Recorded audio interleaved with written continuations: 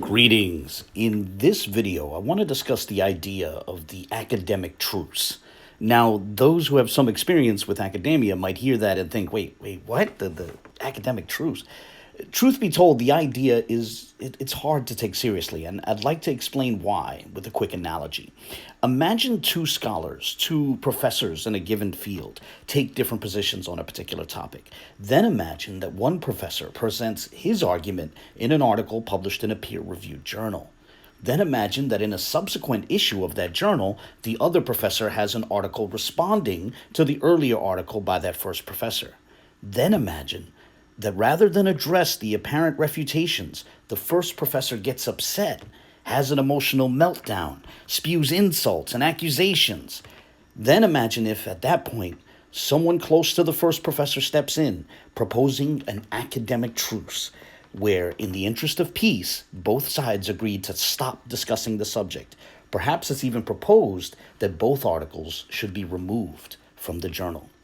If that happened, that would be absurd, right? That's simply not how academia works. If you put an argument out in public, it is fair for others to reply in public.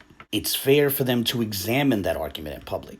And it is not appropriate for you to get upset, nor is it appropriate to try to divert attention away from the argument with accusations or speculations about motivations or segues into faux controversies, right? And it would be especially absurd to call for an academic truce, a truce which entails not exploring that particular academic topic anymore, or worse, a truce that exempts your arguments from scrutiny, right? Again, that is simply not how academia works. But unfortunately, there are certain folks on the internet who feign an academic footing. They feign a willingness to have academic discussions, who reserve the right to refute everyone they disagree with, and who publicly present arguments which others are then challenged to address. Yet that same crowd will then want to offer these sort of academic truces when the claims that they made in public get carefully examined in public. Suddenly, there are these offers for quote-unquote both sides to drop the topic. And sometimes there are even, as I just mentioned, requests that everyone remove their content on the topic. So I want to call this the manipulative academic truce proposal, and it is a form of manipulation. Or rather than a proposal, perhaps we can call it a tactic or a strategy or a trick or even a con, right? The manipulative academic truce con, right? And you see, rather than it being like a sleight of hand trick, it's a sleight of mind trick. And I'd like to describe the basic pattern so that others might recognize it the next time it comes their way. And I do think it's eventually going to come up in light of how many times it's come up in the past. The typical pattern travels along the following steps. First, a person puts an argument out in public, right? For example, they present the argument on social media in a forum where ideas are debated. Then, the person reacts badly when someone else publicly examines that argument. Then, someone close to that person follows that bad reaction with a declaration that, quote-unquote, both sides need to calm down. And it is then that an academic truce is proposed, where the solution to their side's emotional outburst is for everyone, quote-unquote, both sides, to stop discussing the topic. Keep an eye out for this pattern, and keep in mind that when you're being invited to an academic truce, you're probably being manipulated.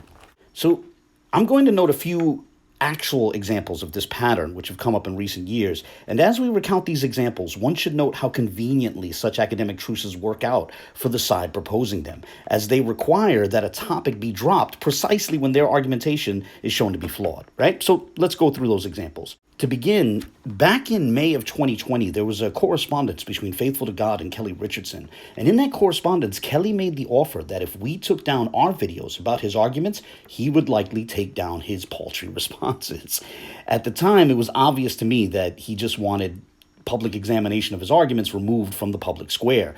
And that's why that crowd often says that if you're going to voice disagreement with their arguments, you should do so privately. Note that they reserve the right to present arguments publicly, but they ask that objections to those arguments not be public, right? They present arguments in public, but they want all the objections to be private. That's inconsistent. But anyway, Faithful responded to Kelly's proposal by informing Kelly that there was no need to remove both sides' respective videos, as the public actually benefited from the discussion. And interestingly enough, Faithful even likened the public exchange that we were having to articles in peer-reviewed academic journals. Precisely the analogy I gave a short while ago in this video. And Faithful rightly noted that, for example, if my position on a topic, and I mean me, Abu Khamr, if my position on a topic winds up getting publicly refuted, even I could benefit from that learning process. So no one, not me and not anyone else, should be anxious about such a public dialogue. And truth be told, however, there wasn't really much of a chance of a meaningful refutation coming from Kelly at that time, as his videos, which he was offering to take down, his videos on the topic were basically, a string of bad reactions or attempts at diversion or threats of litigation or censorship or accusations of witchcraft or accusations of racism and so on, right? Nothing that really delved into the actual topic and addressed our arguments. Meanwhile, we were focusing on the actual arguments, but Kelly wanted to propose that, quote unquote, both sides scale it back and offer mutual apologies, tacit apologies perhaps, but nonetheless mutual apologies in the form of removing content, right? Fortunately, at that time, we didn't agree to that less than ideal proposal. And then, a little over 7 months later, in the immediate aftermath of the Richard Katz sock puppet getting exposed, Kelly again tried to float basically the same idea. This time, he tried to get Berean to share with Vocab and with me an idea of perhaps all sides taking their videos down. And, with all due respect to our right honorable friend, our beloved friend, the good doctor, the idea was honestly hard to take seriously. Shortly thereafter, when Berean began to publicly say what he really thought about the Katz fiasco, there were a bunch of outbursts and outraged reactions from that crowd, and there was a whole campaign which was organized against Berean. And at the same time, people convinced Berean that in the interest of peace, he should take down his various videos exploring the Katz controversy. In short, there was this sort of tacit truce, which had this tacit rule entailing that Berean remove his content, which told the truth on the subject, right? In the interest of peace, take down those videos which told the truth. And then it happened again a few months later, a few months after that, in April of 2021. The subject of Katz resurfaced, right? For example, in that month, in April of 2021, Benayah Israel was gaslighting people, insisting that those who told the truth about Katz needed to apologize to those who lied about Katz, right? And in that very same month, Berean revisited the Katz subject, the Katz fiasco, yet again, the Katz controversy. And he did so with a great video. It was a short video, less than an hour long. It was a video titled The Israelite Cover Up, in which he showed what some had been saying about Katz in private, and it was intriguing. Now, Sista E responded to that video with a video of her own, which engaged in a blistering stream of insults, calling people snakes and crackheads and strippers and terrorists. I got called a terrorist, and so on, right? But in that video, she never addressed what Berean brought out about Katz. And then, unsurprising at this point, and then in response to Sista E's outburst, a new truce was organized, right? As per that deal, she took down her insult reel, and Berean took down yet another video in which he told the truth about Katz. And now, let's fast forward from that to November of 2021. You see, prior to this point, prior to November of 2021, it was declared that people were scared to explore the Teotw twins model on DNA. So I had spent some time attempting to discuss that model with the Teotw twins themselves. I tried to discuss it on Facebook, I tried, and YouTube, to no avail, right? But finally, in November of 2021, one of the Teotw twins joined me on Berean's show. A couple of members of the YAAAP gang also joined the discussion, and it seems the relevant Teotw twin was surprised, perhaps both the Teotw twins were surprised, and later upset by the fact that the YAAAP gang found more common ground with my position than with the Teotw position. I tend to disagree with you on that, but I would say, let's if we can get a geneticist on here, that would be helpful. Yes. What's up, brother 49? Well, a geneticist will tell you exactly what Boo just reiterated to you. He's absolutely correct. Pull the paper then. You agree with Pull the paper. That was followed a few days later by the Teotw twins' appearance on Orthodox Moor's channel, in which they had just an utter meltdown under questioning. And I'll share links to all these videos in the video description. But anyway, after their meltdown on Orthodox Moor's show, right, specifically Yakoba who had the meltdown, but whatever the case, after the Teotw meltdown on Orthodox Moor's show, there was clearly concern about the growing number of people who were publicly examining the Teotw twins model and disagreeing with that model. So Sista E stepped in and called for the discussion to be moved to a private setting. And that was a suggestion which some immediately found curious. Now, we can have these type of intellectual conversations, but now it's getting bad.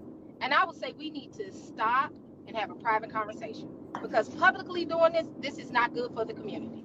A few days later, they did have a private discussion, though the Teotw twins insisted on Yeshub and Orthodox Moor being excluded from that discussion. So, it was supposed to be a discussion with the YAAAP gang, but only a portion of the YAAAP gang was permitted to participate, right? And that discussion was only recently made public, and I'd say that it's clear that, while it's not necessarily explicit, it is clear that one goal was to try to reduce the number of people publicly disagreeing with the Teotw twins model. And humorously, the members of the YAAAP gang who were allowed to participate in that discussion offered the gentle suggestion that one way to avoid further disagreement was for the Teotw twins to stop discussing DNA, right? To leave that subject for others to handle, like the YAAAP gang, right, who are quite sophisticated on the subject of DNA.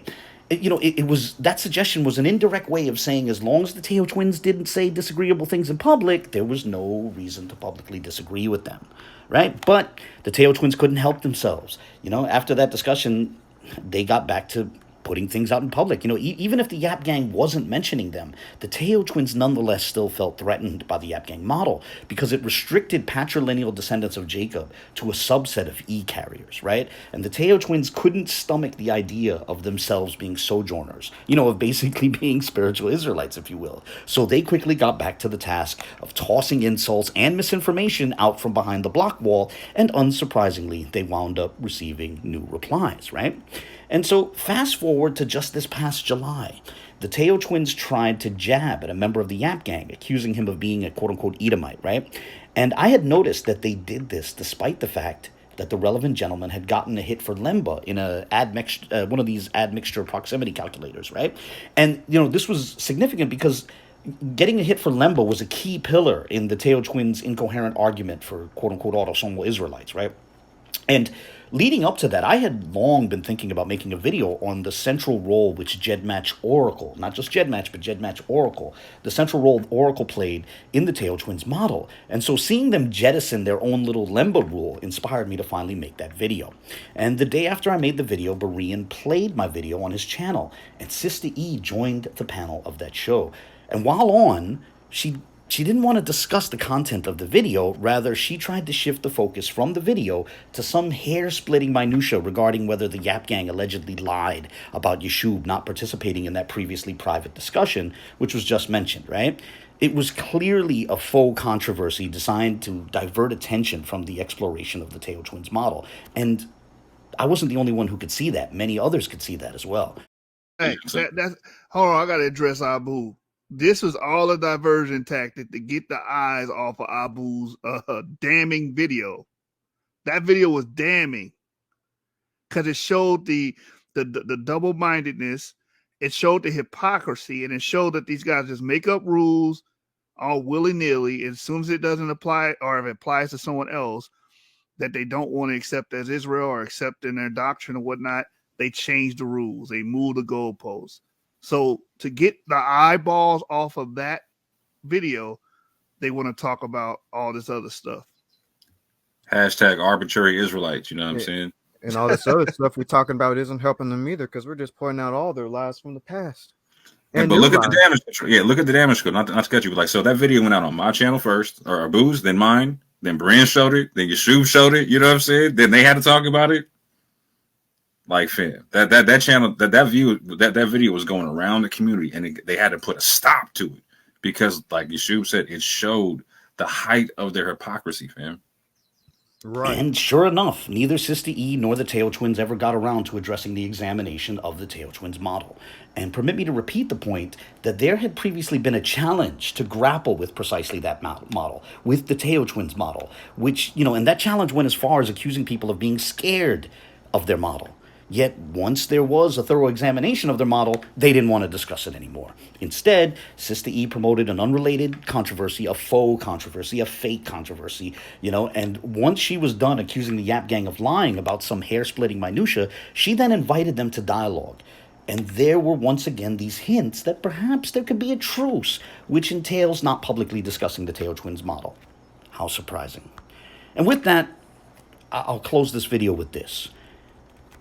Everyone should be wary of that crowd's pattern of getting upset when their public arguments are publicly examined and then offering these truces which include the stipulation that one stop examining their arguments, right? If they hint at a need for a truce, it might be best to offer to henceforth discuss the topic cordially without insults, but one should be suspicious if they want the topic to not be discussed at all. As I said at the outset, the idea of an academic truce is hard to take seriously, right? And creating artificial outrages followed by calls for a truce, which then asks that the examination of their argument cease, that's a form of manipulation. And the point of this video is ultimately that this pattern has come up multiple times in the past, and so I suspect it will likely come up again. Therefore, I hope that if it does come up again, others are better prepared to spot the sort of manipulative game being played. And on that note, I'll close this video here. As always, I look forward to the comments, questions, and even objections of others. You see, unlike our friends Kelly and the Teotw twins, I don't censor comments here. So feel free to share your thoughts, whether they're positive or negative. And with that, I say be well and God bless. Go ahead. But they be saying they just want to talk. So then when you get somebody like a Boo that just want to talk, what now you don't want him to talk because he talking too much. Now it's no, you want somebody to listen to you. Just say that. Well, I want you to sit here and listen to me. Because Abu, I mean, I never had any complaints on how he dialogue with people. Because no matter his background, or if he don't say what he is, you will never know because he's respectable.